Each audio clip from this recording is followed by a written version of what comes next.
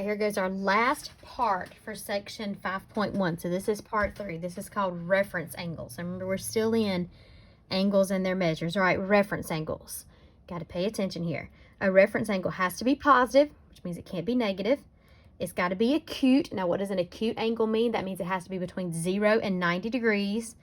And it's drawn from the terminal side to the x-axis. I'm getting as closest to the x-axis as I can. Now, if it's a quadrantal angle, remember those that land on axis, like 0, 90, 180, 270, 360, those have no reference angle. So let's look over here first at this coordinate plane. I'm going to try to zoom in on it here. All right, first thing, talking about reference angles. If I have a reference angle or a terminal side in the first quadrant, it will look something like this, my initial side. Now remember, reference angle has to be positive, it has to be acute, and it has to be drawn to the closest x-axis. Well, here's my x-axis. Closest x-axis is the one on this side. So this right here would be a reference triangle, which basically this little dot right here is what we're trying to find, my reference angle. All right, now let's put one in the second quadrant. If I've got the second quadrant, here's my terminal side in the second quadrant.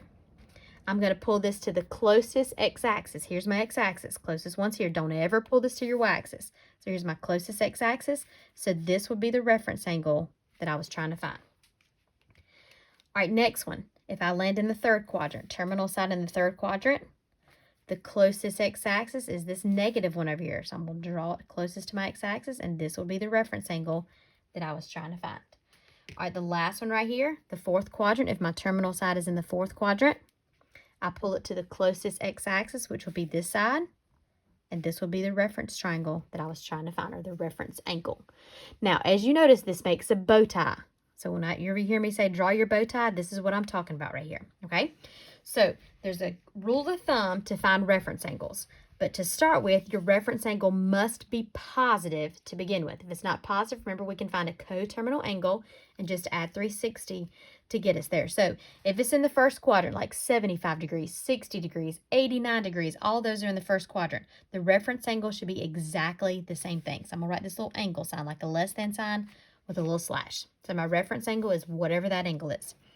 If it's in the second quadrant, if I want to find this little bitty angle right here, I just got to take the whole straight line, which is 180 degrees, and take away what I don't have right there. So this little part right here. So this right here would be 180 minus the angle that we got. All right, in the third quadrant. In the third quadrant, I'm going to take this entire angle, which would be in the third quadrant. I'm going to take away this little bitty. I want to find this little bitty part, which means I have to take away that whole entire straight line. So here it's backwards. So here this will be the angle minus 180. And if it lands in the fourth quadrant, all the way around is 360 degrees. All I have to do is take that little bitty part away. So here I would just do 360 minus my angle. So this is what we're going to use in order to find reference angles. First quadrant, it's just the angle. Second quadrant, I take 180 minus the angle. Third quadrant, angle minus 180. And fourth quadrant, 360 minus 180. All right, so let's zoom out. And let's work these 4 problems over here that deal with reference angles. All right, here goes my first one. My first one is 100 degrees. So if I were to graph 100 degrees, let's go back to graphing. That was part 1. If I'm going to graph 100 degrees, here's my vertex, here's my initial side. And remember, this is 0, this was 90, this was 180, and this was 270. Those angles are very important. If I go all the way around, remember, I'm back to 360 degrees right here.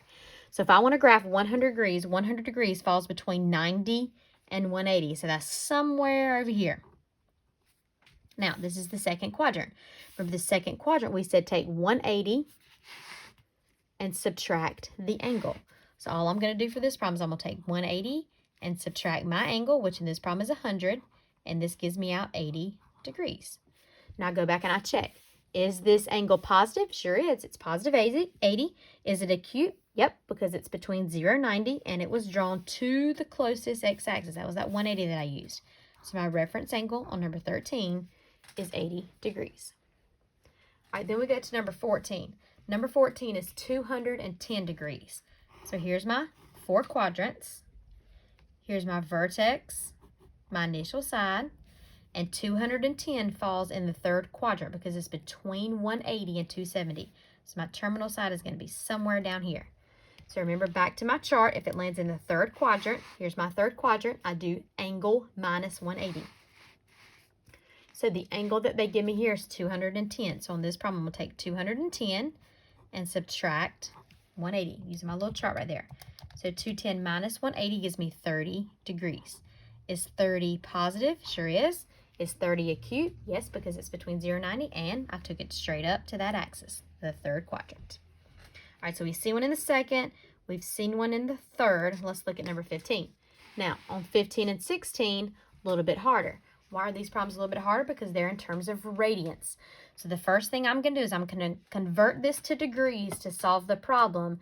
And then in the end, I'm going to convert it back to radians for my reference angle, because I want to land however they started me with. So to convert between radians to degrees, I'm either going to multiply by 180 over pi or pi over 180. Since pi's in the top, I need pi in the bottom, which means 180 needs to go to the top.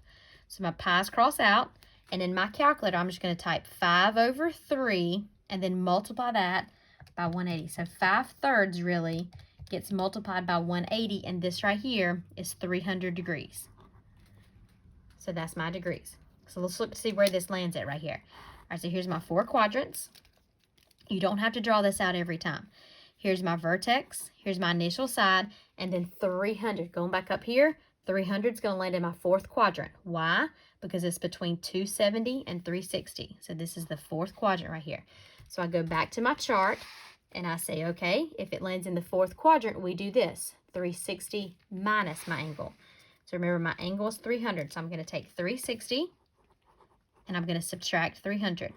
360 minus 300 gives me 60 degrees. Now, this is my reference angle. It is positive. It's acute. But since they started me with radians, I've got to take my answer 60 degrees and change this to radians as well. So to change this back to radians, either we're going to multiply by pi over 180 or 180 over pi. Since degrees is in the top, I need degrees in the bottom. So that means pi sticks in the top.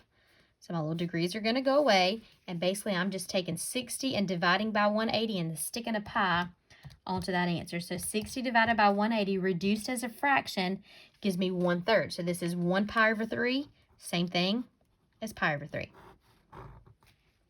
That's number 15. All right, last one right here. We got a couple problems. First thing, it's in radians. Second thing, it's negative. So first thing, let's just take this and convert it over to degrees first. So to convert this to degrees, I'm either going to multiply by 180 over pi or pi over 180. Since pi is in the top, I need pi in the bottom. So 180 is in the top, and my pi's go away.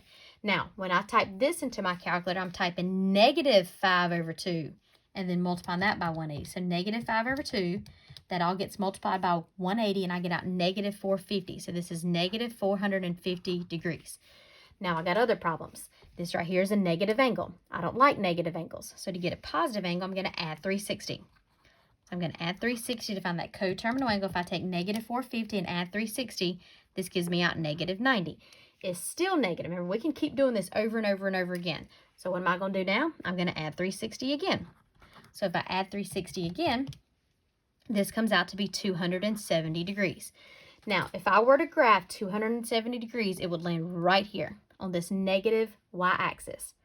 Remember, we said quadrantal angles have no reference angles. A quadrantal angle is an angle that lands on an axis. So 270 would land on an axis. So this one right here has no reference angle. So here I would write no RA, no reference angle.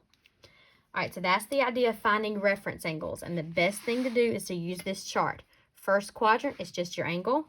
Second quadrant, it's 180 minus your angle.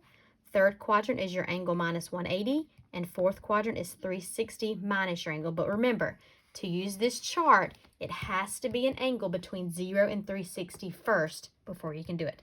So that's how you find reference angles.